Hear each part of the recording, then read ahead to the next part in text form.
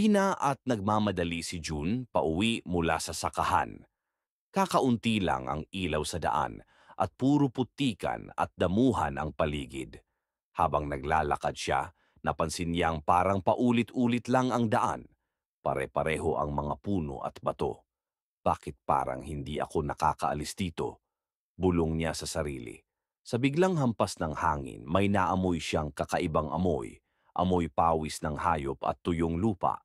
Paglingon niya, may nakatayo sa may dulo ng daan, isang dambuhalang nilalang na may katawan ng tao at ulo ng kabayo, nakangisi at nag-aalab ang mga mata. Tsis, hindi ka na makakauwi. Mahinang bulong ng nilalang na parang hangin ang tunog. Nangilabot si June. Naalala niya ang payo ng lolo niya. Kung maligaw ka sa daan at sa tingin mo ay nilalaro ka ng tikbalang, baligtarin mo ang damit mo at magdasal.